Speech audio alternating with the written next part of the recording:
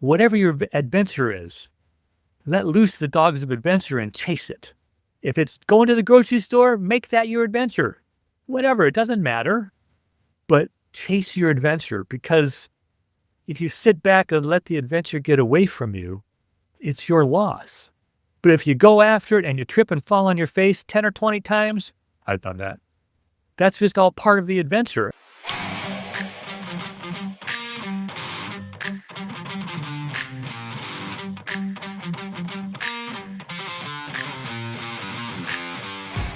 What do the Apostle Paul and a former CIA officer have in common?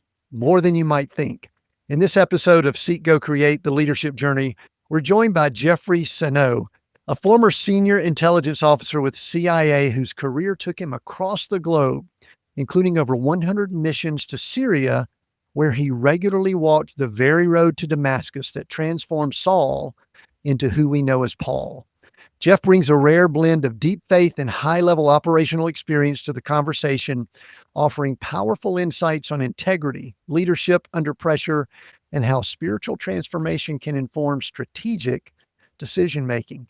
This is a conversation that will challenge, inspire, and reframe how you think about calling, courage, and the cost of conviction. Jeffrey, welcome to Seek, Go, Create. Thank you. It's my pleasure to be here.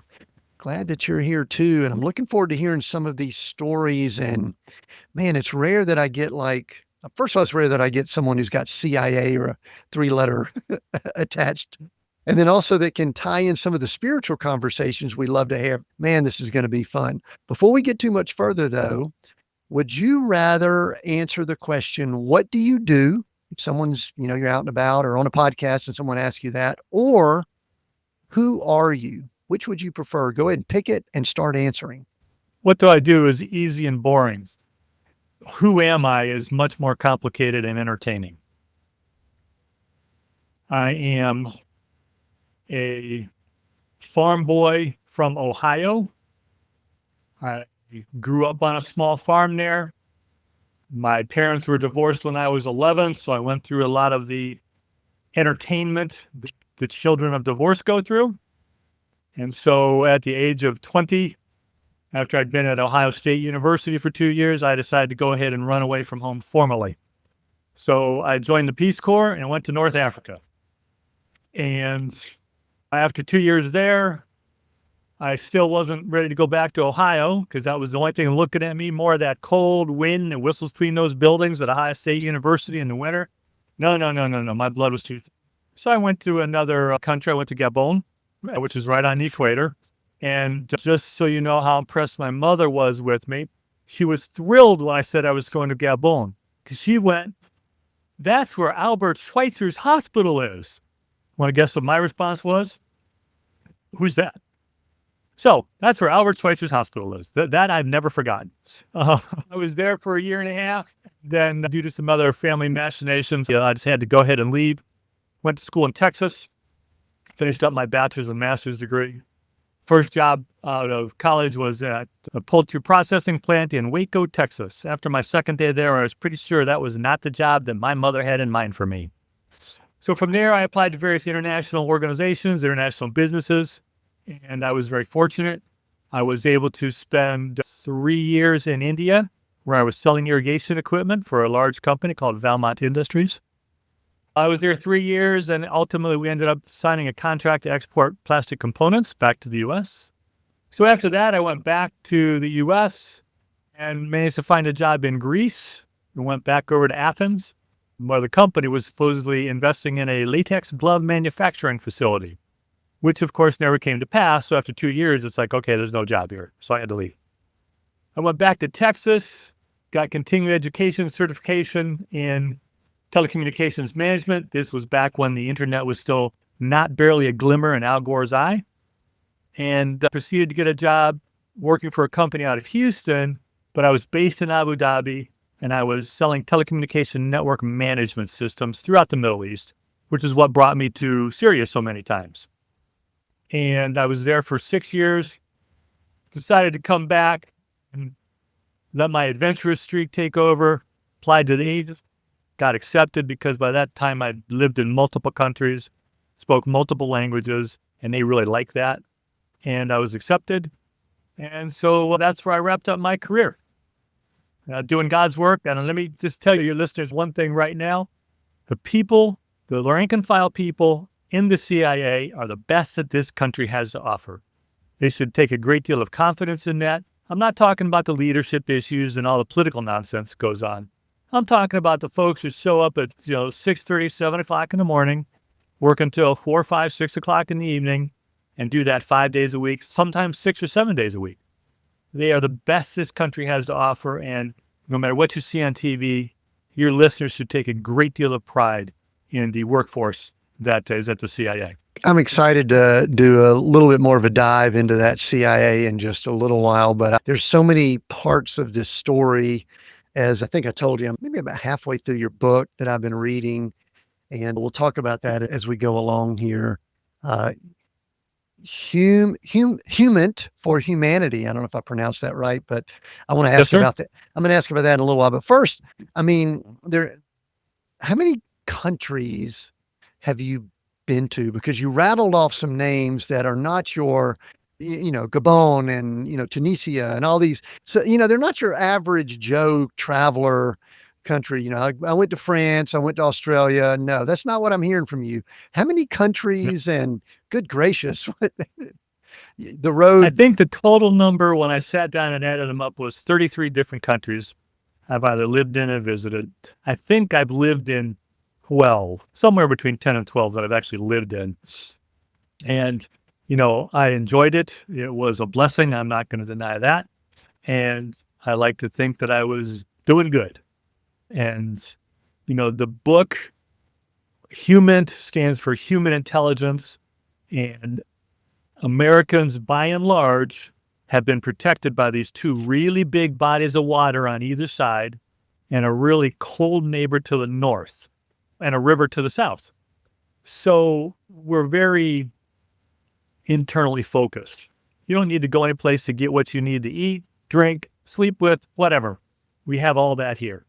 And yet there's a huge world out there. And I wrote it so that people could get a flavor for some of the world that's out there, the 5-foot elevation level, not the 45 seconds you'll get on CNN or Fox News or whatever, but to actually get a glimpse of some of the silliness that my wife, my now ex-wife, God bless her, put up with when her first time outside of this country was in New Delhi, India. So, that's who my book is dedicated to. And a lot of people look at me kind of cross-eyed going, you dedicated your book to your ex-wife?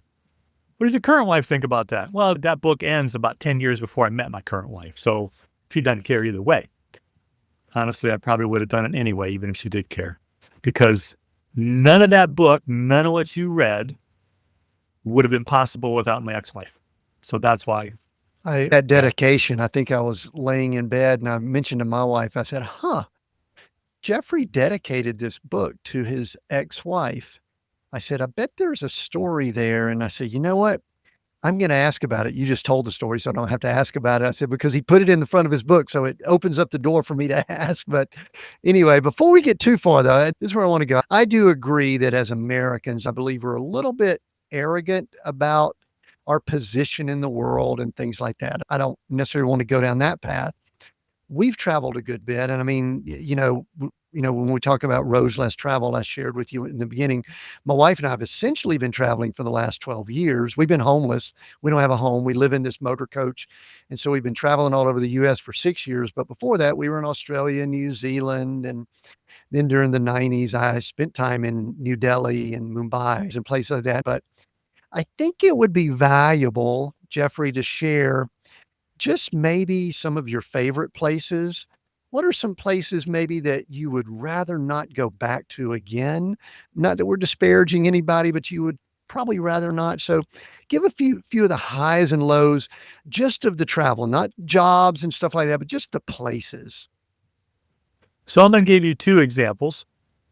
The first one is one of my favorite countries, which is Oman. Oman is the country where some people claim Sinbad the Sailor sailed from. And there's actually a mock-up of his ship on one of the traffic circles in Oman. The people of Oman are hardworking. They don't have oil wealth. So, they have a tiny bit, but not like Saudi Arabia or the Emirates. I made the mistake of asking the receptionist at the hotel I was staying in, I think the Hyatt Regency in Muscat, Oman.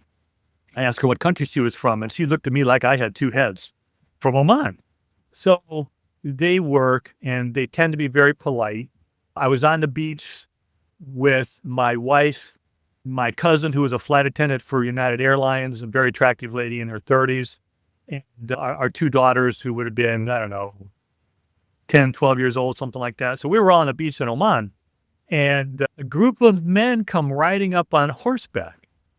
And the leader of the group got off and came over and talked to me. Of course, he's going to talk to me. He's not going to talk to the women. Came over and talked to me and said, my uncle would like to offer 12 camels for this young lady, pointing to my cousin. You know, you have that split second of, oh my goodness, what am I going to do with this? Well, it was everything was courteous. Okay, nobody should misread anything on this. They were very courteous. They were very polite.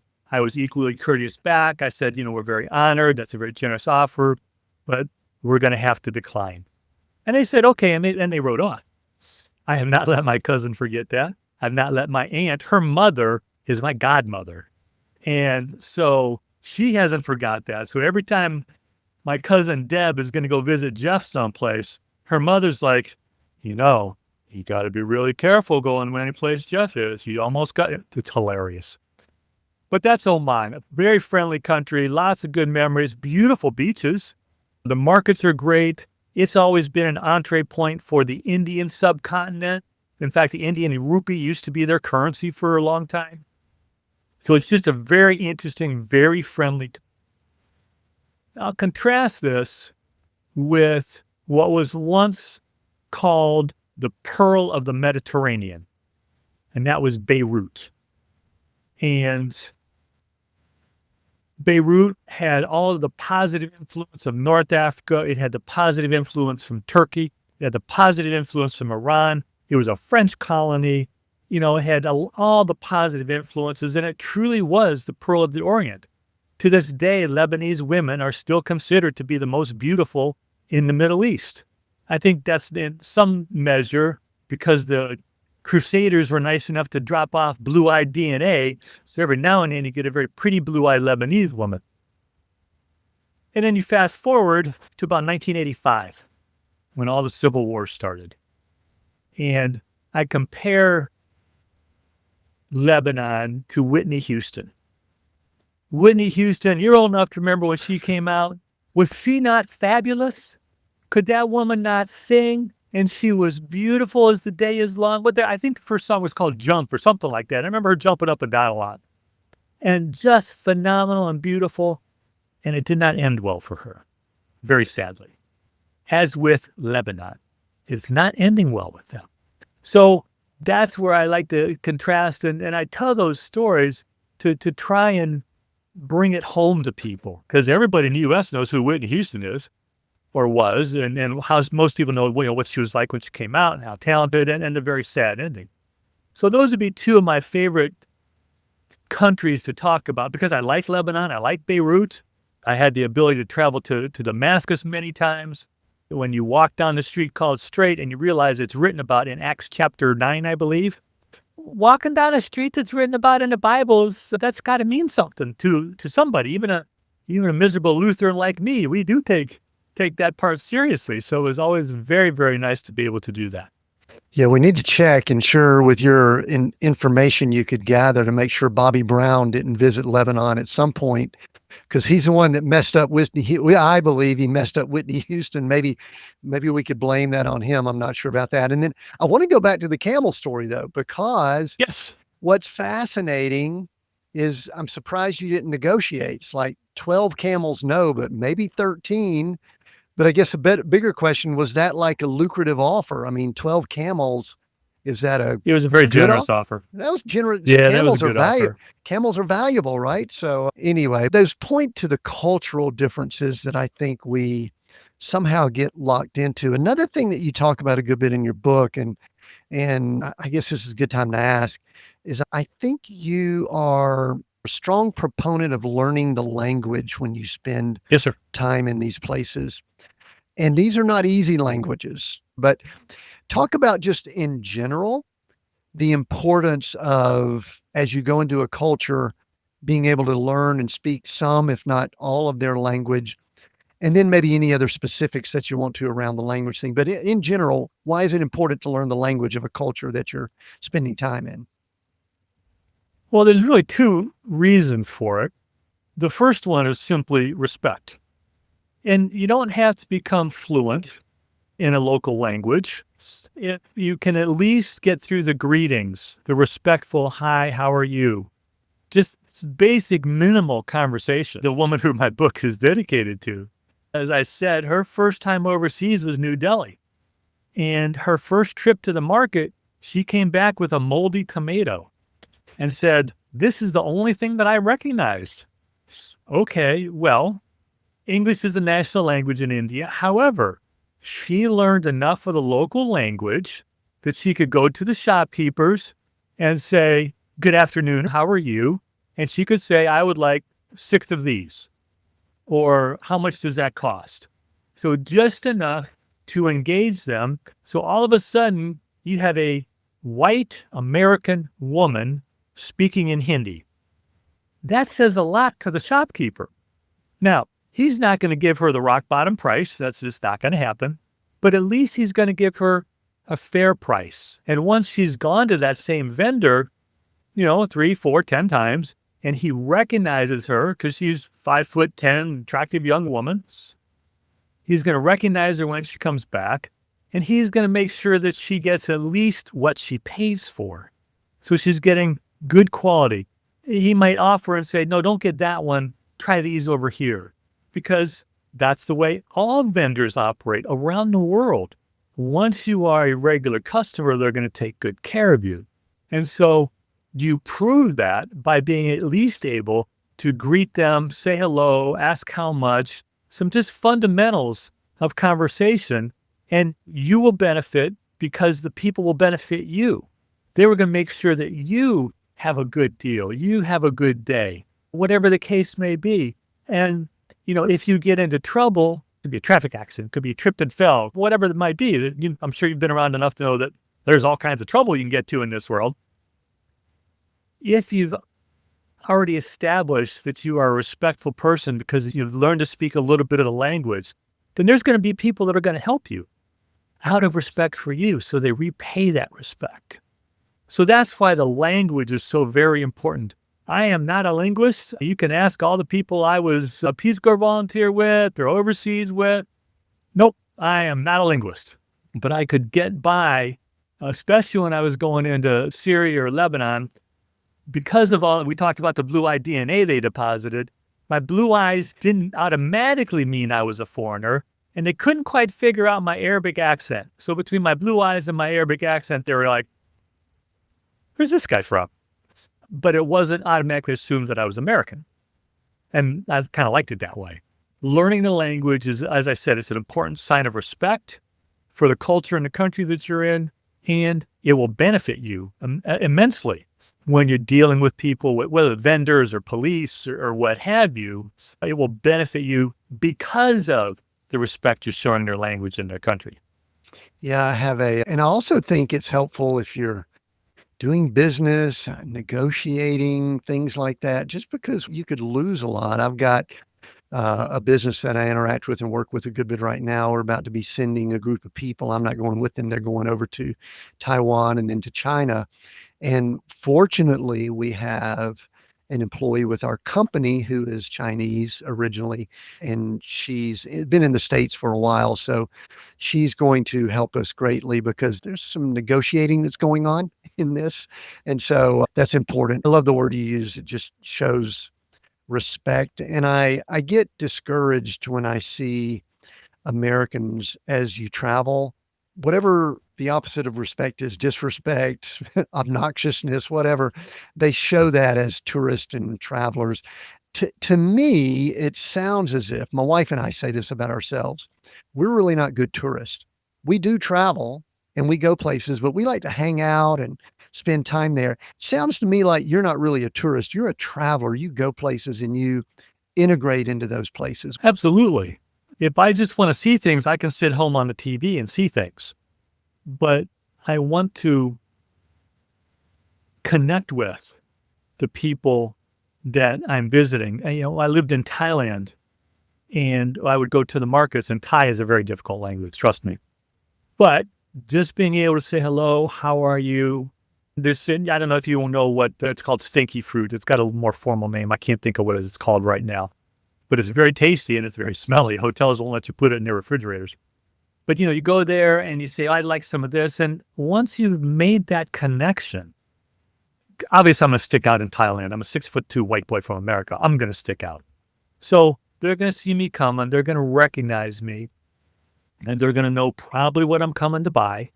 And they're going to be able to give me good guidance because I'm a good customer. Why not take care of this guy who's respectful? So yeah, that bit of respect in the languages is very important. Yeah, that's good. And one of the things in your story that I don't hear that often anymore. I used to hear it more, and that's just people that have experience with the Peace Corps. And so I think it would be valuable for me and probably the listener to just, give just a brief, you don't have to tell the whole story of all that you did there, but the Peace Corps is one of these organizations that Kennedy, early 60s, and had a purpose, and you obviously have benefited greatly from it. I'm sure it still exists. I just haven't heard much from it. What can you educate us on the Peace Corps, just so that we understand more about it? Sure. The Peace Corps, as you said, was set up by Kennedy. Sergeant Shriver was the first director, and it was designed with 3 tenets in mind. First, take American values and demonstrate them at the village working level.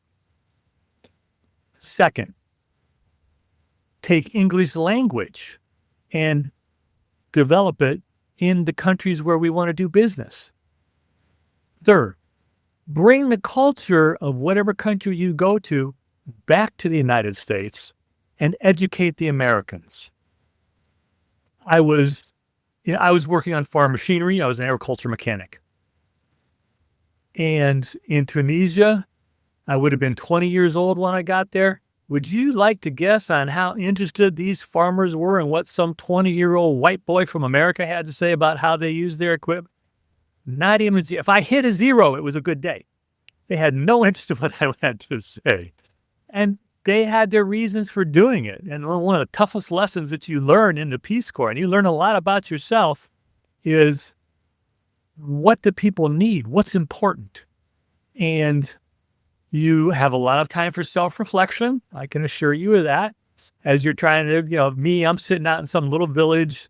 I had electricity, but that's it. There was no TV. You read books. You made friends.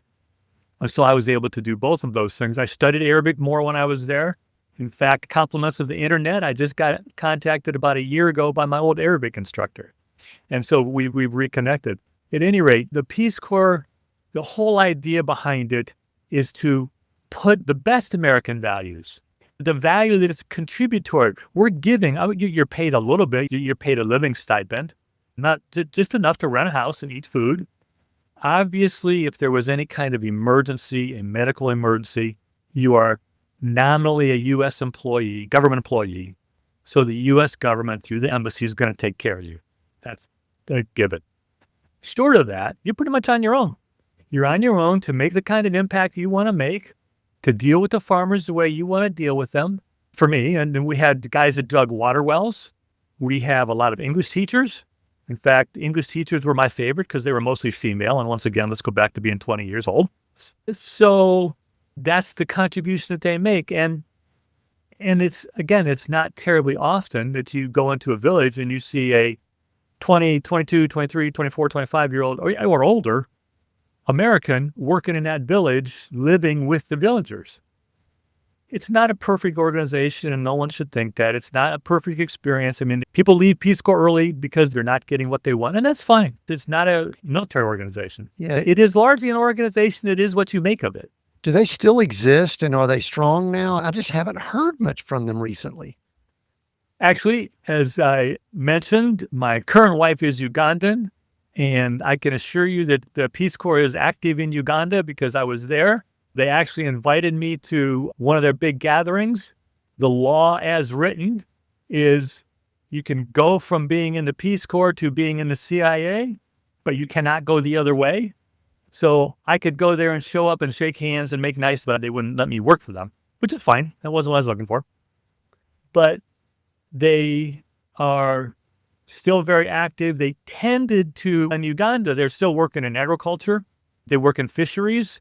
No, they're not quite as prominent now. And I suspect these days in the U.S. government, everybody's keeping their head down because they don't want it to go along with their budget, get cut, so to speak. But yes, they're still very much there. They are a part of the State Department or an office of the State Department. So they're very active, as I said. In Eastern Europe and former Soviet bloc, I believe they're more involved in small business developments, but they're still active there. Trying to think if they were in Thailand when I was there. I don't remember. I think they were. So yeah, they're still out there. They're still doing things. And again, for me, Peace Corps offered me several escapes. Number one, I could get away from my family who were crazy. Divorce, blah, blah, blah, blah, blah. But it also offered me the opportunity to see places at the government expense that I would never see on my own. I had to work for a living. I had to make a contribution. I had to have some skill that I could offer. And in return, they basically said, okay, you go live here, call us at the end of 2 years. And you did what you made of it. In Gabon, which is right on the equator, that was a different environment. I was on an agriculture project and I supervised the equipment for about a dozen volunteers that were specialized in agriculture. And so I helped keep all the machinery working. And again, phenomenal experience. I'm living in a little town in the middle of Africa. And the only reason I had electricity was I controlled the generator for the project. So we ran a cable. One of the pictures you'll see in my book is us running the cable all the way across town. And I had to get over the big intersection. And so we put a gigantic pole up there to carry the cable to my house. But in that kind of environment, you basically have two choices. You can pull in and not do anything, or you can put yourself out there, risk yourself, risk embarrassment or whatever. Harm's not going to come to you, but you'll risk maybe embarrassing. Again, there I had to learn French, and there were plenty of challenges, plenty of bathroom challenges, upset stomach challenges. While I was in Gabon, the driver for the agriculture project I was on, he owned a small farm because they all own small farms. He said to me one day that he was going to go clear the land and would I like to go with him, which translated into go chop down trees with him. And so, sure, well, what am I? Yeah, let's go. And so we went out there. We spent the day chopping down trees. At the end of the day, I had so many blisters on my hands, I could barely use them. However, he would take my hand and show it to everybody on the workforce at the agriculture project and say, do you see these blisters that he got clearing land for me? This guy's a stud. Those blisters got me more credibility than any number of college degrees could have ever gotten me. The fact that I could work and sweat and suffer alongside a guy who had maybe a fourth grade education. I mean, because of that, that's how you generate connections. Anybody can talk. How many people are going to get out there and swing an axe all day? That's the difference. That's what Peace Corps lets us do. It puts us in the field. It puts us side by side with people who maybe remember that white boy that was there from America that helped clear the land so many years ago. And, you should have seen all the blisters on his hand. I don't know. But certainly that's why Peace Corps is there, to make that impression on people. And then to bring back these kind of stories to say, Gabon's a wonderful place. No, they don't really have very much money. They're mostly pretty poor, but they sure do have a respectable life. They're happy. They love to drink and dance all night long. And they're drinking cheap beer. Well, the government makes sure the beer is cheap for obvious reasons. Drunk dancing people are easier to govern than sober, not dancing people. So, yeah, that benefited me. It benefited them, and it cost the taxpayer next to nothing. I'm getting paid $100 a month, maybe. And, a little bit of housing, a little bit of transport. If you bundle it all together, you're looking at, $5,000? This guy to go sit in the jungle for 2 years and make America known to people who would never know America if it wasn't for meeting Peace Corps volunteers like me and my colleagues. I'm not trying to hold myself above them. I was not. But the other folks who were there working, and we all had different strengths. All of our weaknesses came out, I can assure you. Just because of sitting in the jungle by yourself for 3, 4, 5, 6 months, it can be stressful, but we had to learn to deal with that. It was all that together is why I think the Peace Corps is a great experience. You got a kid that's just graduated from college, doesn't know what to do, or whatever, just lost his job and they're flouncing around for a new direction. Look at the Peace Corps. They will put you to work and they will take care of you and your life will be changed. That's really good. That's a good PR promo here for Peace Corps. We might bundle that up and see if we could do something with it. You've mentioned a couple of times, and also this is prevalent in your book, Jeff, is that I think you used the exact word escape. You were looking to escape from where you were in Ohio and your family. This is what crossed my mind while I was reading through it. When I went through some tough stuff after '08, and we actually lost our home and stuff like that. We went through quite a financial challenge. My wife and I started traveling, and I had somebody ask me one time, they go, "Are you running away from something or are you running to something?" I've looked back on that and I believe that often there was a season that I was running away, but then at some point there was a click where no, I was then running to something. So I'm going to kind of pose that question to you. I know early on you were running away and maybe even you continued. Are you still running away? Are you now running to, and at what point did that change or shift in your life, if that is the case? That's a phenomenal question.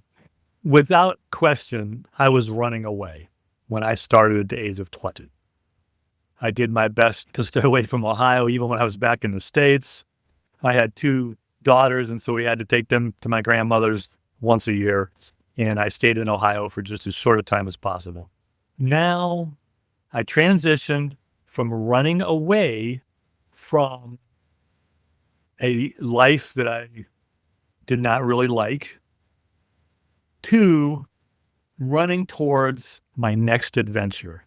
And I'm not trying to push my book, but what the last sentence in that book is, cry havoc and let loose the dogs of adventure. That's a modification of Shakespeare, which is cry havoc and let slip the dogs of war. I don't want war. I want adventure. So am I running to more adventure? Absolutely. Every chance I get. That's one of the things that makes my wife crazy, makes my kids crazy. Where's Dad going now? I don't know. I'm going someplace because I'm not a young man anymore, and I'm going to keep chasing adventure for as long as I can. And if I'm blessed, now I'm 66 years old, I'm in good health, and we're looking at going back to Uganda here in a couple of months, and we'll see what kinds of adventures come from there. I've been very blessed because I lived in Uganda for a year where I was head of the 3rd largest security company there, but I met some good people, some great people. One of the great people there is a gentleman by the name of Daniel O'Mara, who was a comedian, a real live stand-up comedian. He was best man at my wedding. Hilarious guy. I met a TV personality. She currently has her own TV show there now. And so I've already reached out to them and said, hey, I'm coming back to Uganda for my next adventure because the adventure here in Tampa, Florida has pretty much played itself out. And I'm used to the weather here. I'm going to go do something new. So I'm just looking at the next adventure. The lady has already said, okay, I want you to start doing content creation. That's a lot harder than it sounds. So I sent her some of the stuff I'd already written on leadership, on how to persuade people, things that are from my background. So we can start working on that. And I'll work with the comedian, who's a good personal friend of mine. I've helped him out of some tough spots. We've had a lot of fun together. And so I'll go back there and see what my next adventure is. I'm very much looking forward to it. I think everybody defines adventure differently, and that's okay. Whatever your adventure is, let loose the dogs of adventure and chase it. If it's going to the grocery store, make that your adventure. Whatever, it doesn't matter. But chase your adventure, because if you sit back and let the adventure get away from you, it's your loss. But if you go after it and you trip and fall on your face 10 or 20 times, I've done that. That's just all part of the adventure. So I encourage people to follow their adventure, no matter how small it is. You guys are on your own adventure driving around in an RV. I'm kind of jealous. I wish I could, you want to stay in my house for a year and I'll drive your RV around for a year. Let me know if you want to do that. We'll work something out. We have to not be afraid of challenges. That's not to say that we live in a perfect world and that we'll master every one of them. My first marriage failed after 2.5 decades. So no, I'm not perfect. And yes, the book is in fact dedicated to her. So we need to experience adventure. That is what will keep us going. And I'm not talking watching TV experience adventure. I'm talking go camping. Here in the state of Florida, we're blessed to have lots of places to go camping. Got to watch out for the gators. Got to be smart. But there's plenty of places where you can go for a hike in the woods in this country, and you can have your own adventure as you define it and enjoy life and then cry havoc. Let's flip the dogs of adventure. I love that. And, obviously you're talking to someone who has maybe a little bit different lifestyle also. Can you sit and be still for periods of time? Is there a link that you've noticed? Because I have noticed it. I don't want to say adventure, but sometimes adrenaline can be like a drug, that people are addicted to it. And I don't know that adventure could be similar, I guess, but what have you noticed about your rhythms? Obviously, you're mature, you're in good health. I'm 61. So we're at an age where a lot of our associates are done. And when I say done, they're done in a lot of ways. I don't really feel that. Now, I don't go at the pace I once did, but what would you say if I say, can you be still for a season? It sounds like you have been for a little while and it's now time to go, correct? I used to get what my now ex-wife would call sticky feet. My feet start sticking to the ground. It's like, okay, I've been here too long. Time to go, time to see what's next. And yeah, if I have a good reason, I was berated by my now ex-wife because when I was planning to go back overseas, I just established a relationship with my youngest daughter and her daughter, my granddaughter. She was very displeased with me for doing it then. She thought I needed to send. We don't talk very often. In fact, I think that's the only conversation we've had in a long time. And she excoriated me for that. And she was right. I needed to pay attention to developing a relationship with my granddaughter, so my granddaughter will know who I am or who I was or whatever the case may be. And she was right.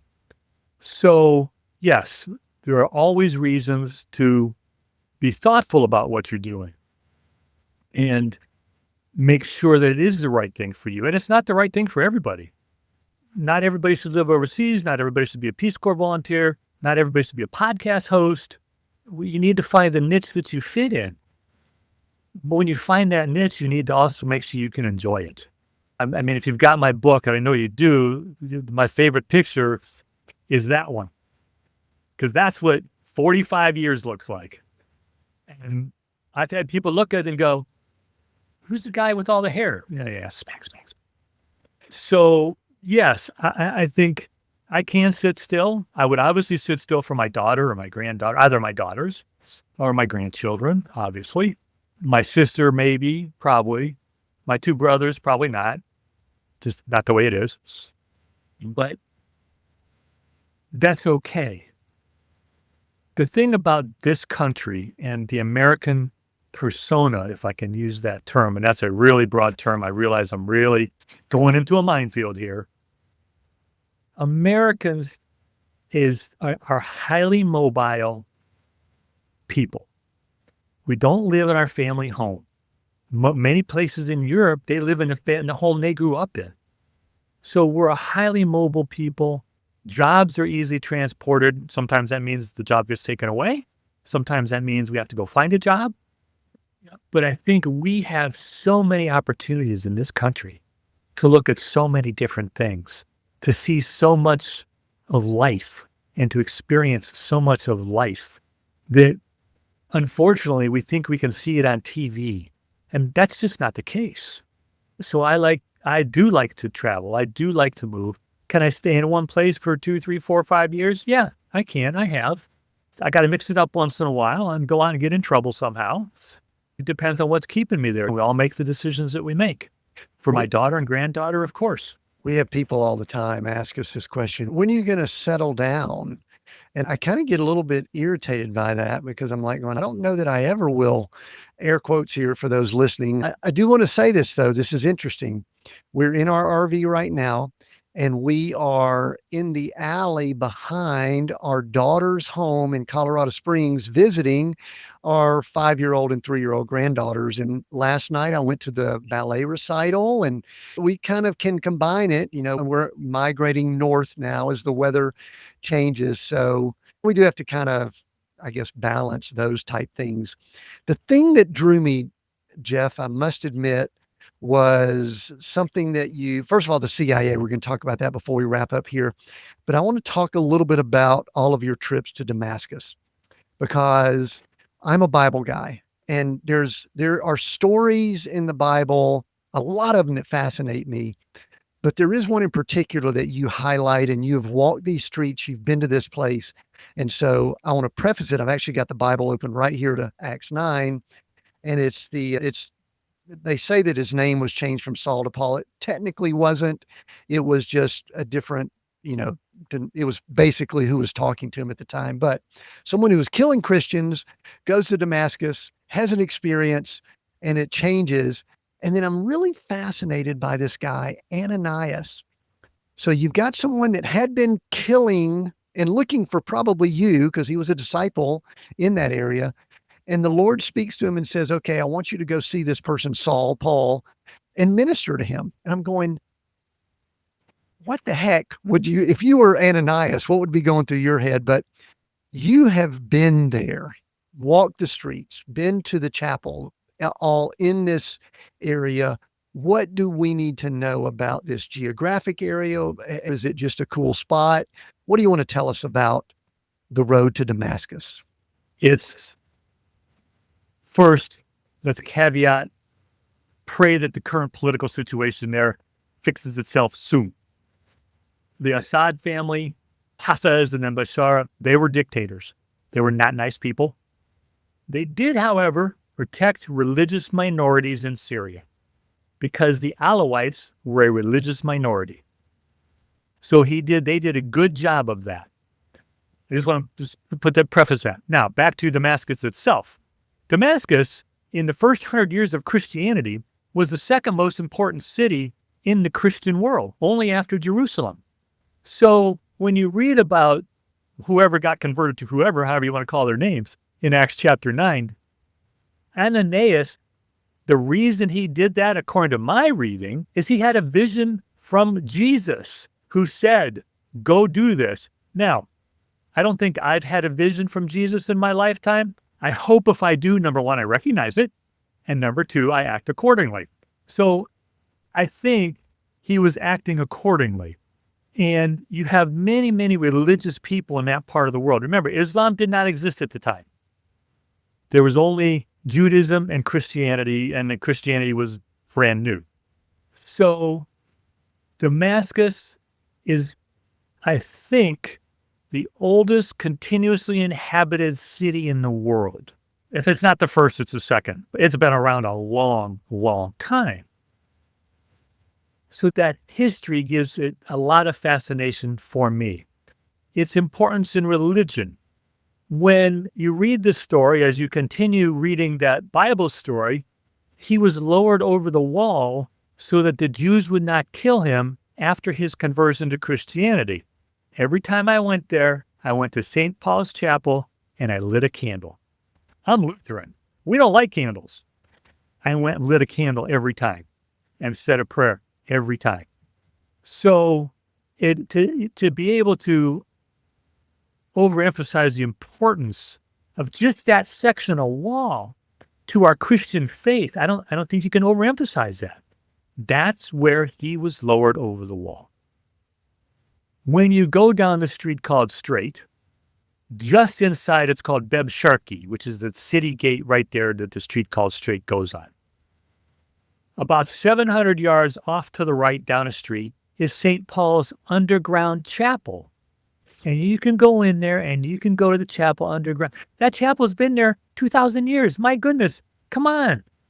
How much more influence, how much more of an impact could you have on your own faith? And we all deal with our faith individually. You do it your way. My wife is Catholic and she's married to a Lutheran. So trying to figure out which one of us is the heretic here. Although my pastor does say that Catholics make the best Lutherans. You have to laugh about that if you understand what he's saying. You do. Good. So the influence that Syria and Damascus had on Christianity cannot be overstated. As you go north out of Damascus, you come to a town called Sednaya. This is where you have monasteries that were built by Emperor Justinian I in about the year 400. Again, before Muhammad was a twinkle in his daddy's eye. They built these monasteries. And just to visit them, if it's not inspirational to you, then you need to kind of look a little harder. And these used to be big pilgrimage locations in that part of the world because there were so many of these monasteries built at that time. This one monastery, I think it's called Our Lady of Sednaya. In there, number one, there's a painting of the Holy Mother done by the Apostle Luke, done by St. Luke. So he painted a picture of Mary that is hanging in that monastery. And you know how steps wear with time? You get these little depressions in them when they're, hundreds of years old. Apparently, some time ago, they were carrying a vat of olive oil up those steps, and some of the oil spilled out into one of those depressions. And they saw a vision of the Holy Mother in that oil. So now when you go visit, you go into the monastery, you go down into the basement because that's where they keep the oil. That's also where the prayer room is. Where you can go, you write out what kind of prayer for whom, and you stick it in the wall. They will dip a little wad of cotton into that same vat of oil that they saw the Virgin Mother in, put a little Ziploc bag and give it to you to take home. Now, I'm not saying that oil isn't a little bit dilute right now, but it's not the oil that counts. It's the symbolism that counts. The symbolism that comes with taking a vat of oil where they saw an image of the Holy Mother. Again, I'm Lutheran. We don't worship the Holy Mother, but that doesn't make her any less significant to me as a Christian. So I get to take that little bit of oil home with me. So these are some of the places in Syria. That's how important that place is. As I said, we got to pray to God that they'll stop killing each other soon and that we can go back to having tourists go to Syria because it is a fascinating country. As I said, Damascus is so important to our history. Our cultural and our religious history can't be overemphasized. And, when you're walking down a street that's written about in the Bible, that's kind of got to get your attention. And when you go into St. Paul's underground church, come on, that doesn't have an impact on you. It's just a fascinating city. The people are as nice as the day is long. I never had any issues there. My now ex-wife and 2 daughters went with me on one trip there, and they were so well treated, so courteous. It was awesome. I love the history. And one of the things, I think this is speaking to, we'll call it U.S. Christians. We've been beating up on U.S. folks. Let's just keep going, I guess, is that they will read the Bible and they'll read the Bible as if it was, directly written to them and without any context. And I love that you were able to frame some context about this real location that Paul was transformed, and that it is in Scripture. I mean, it's right here in front of me. And then Paul went on to write a majority of the New Testament. That is so incredible. I want to shift just a little bit in our last few minutes because we've got this CIA thing that's been kind of lingering over the conversation that is also very attractive about Jeff's history and things like that. It's like, okay, these 3-letter agencies, people are bashing them. We're bashing them in the media and the press, and there could be real reason why they need to be. But with whatever you can, tell us about the experience. And I know there's some things you can't tell, And I guess maybe let me ask it in a little bit different way. What should we be asking about the CIA?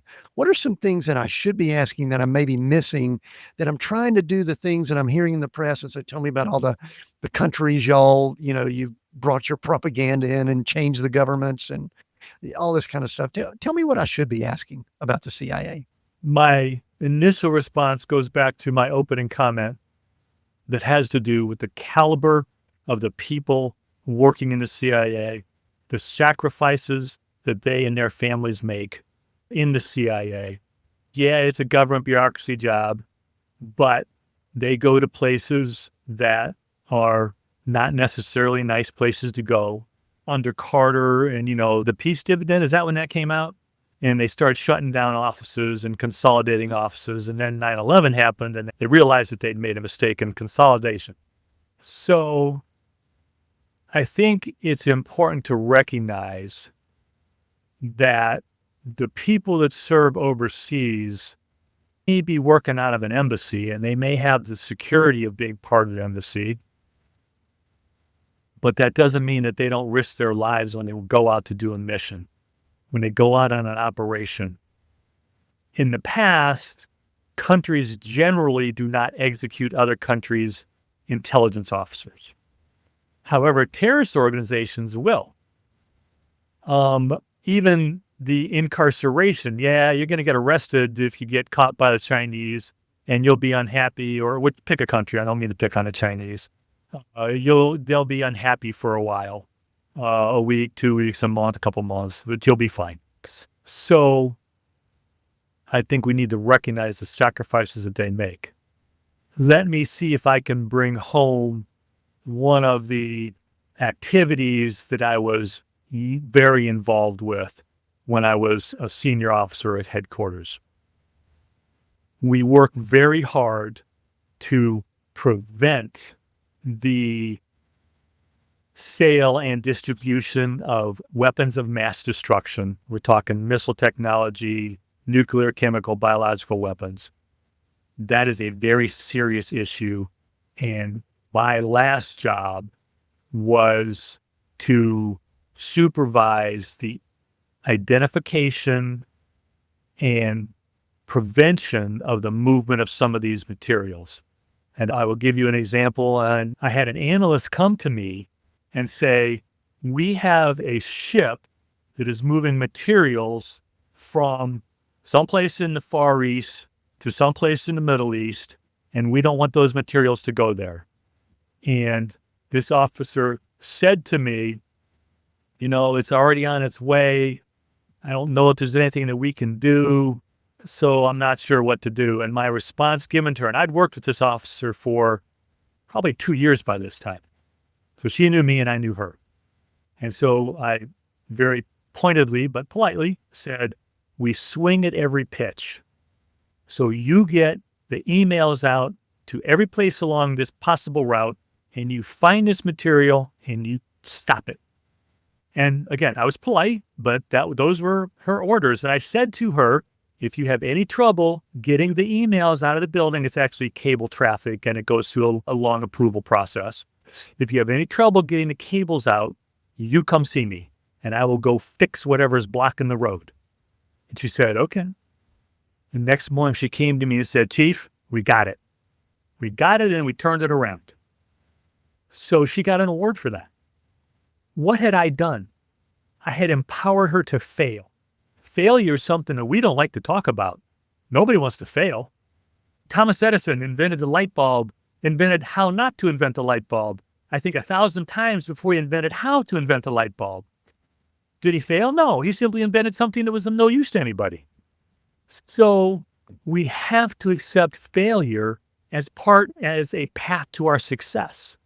If we let failure stop us, then failure wins. But if we simply redo it, then we can continue.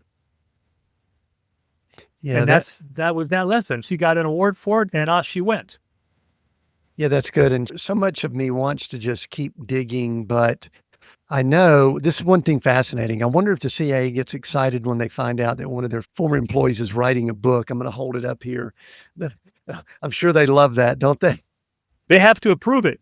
They Yeah. get to approve it. Explain the title to me. I'm holding up for those on the video, but Yeah, sure. I've mispronounced that. Human INT for humanity, a journey Humans. into the world less traveled.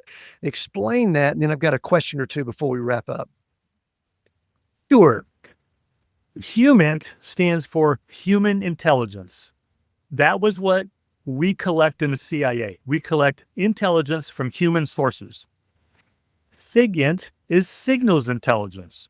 That's what the NSA collects. They vacuum up every electronic signal out there, they put it on a big computer, and they look at it. So ELINT is electronics intelligence. OSINT is open source intelligence. That's where the analysts get to read the newspaper. So this book is human intelligence for humanity because I want to try and bring to people the human perspective of what many places, we've talked about a couple of them already, many places in the world are like. What is it like in the jungles of Gabon? What was it like for my wife going to the post office in New Delhi? What was it like traveling to many of the countries I've been to? I'm not very complimentary with one of our biggest allies in the region, which is Saudi Arabia.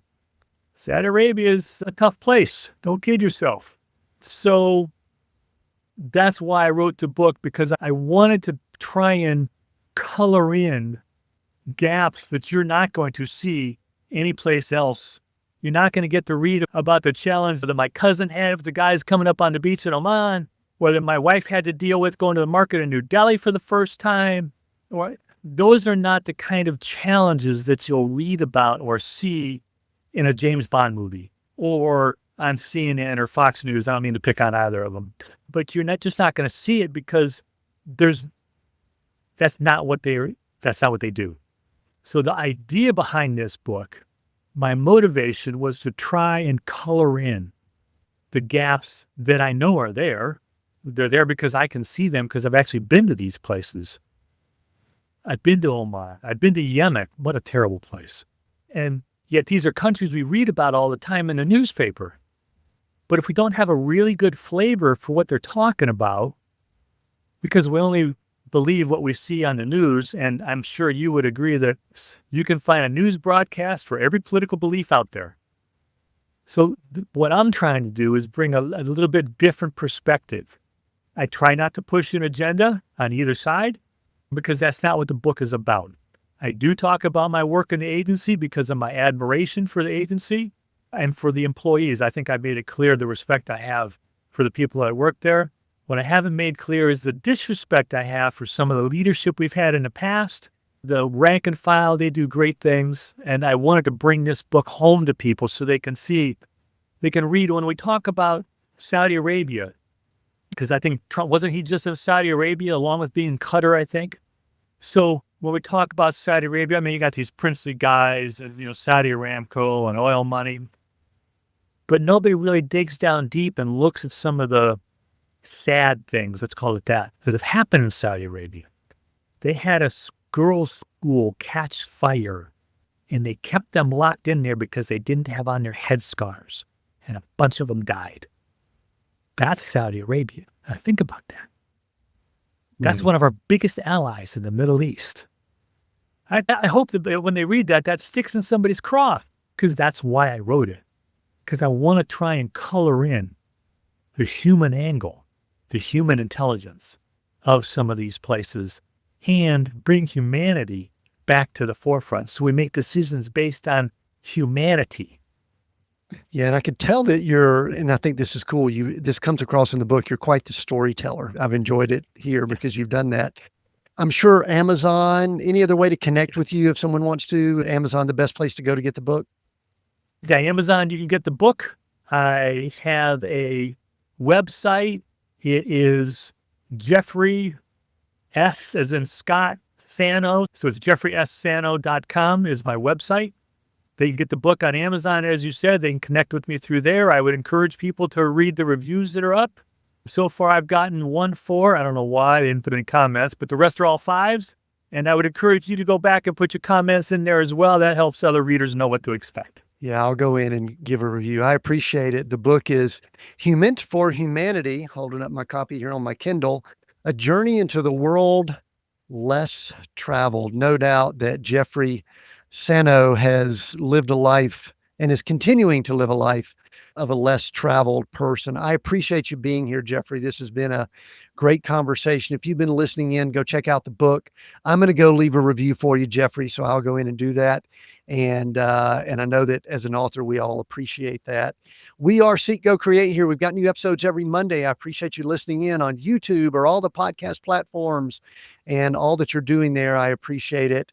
And again, check out all of Jeffrey's stuff. We will see everyone next week on Seek, Go, Create.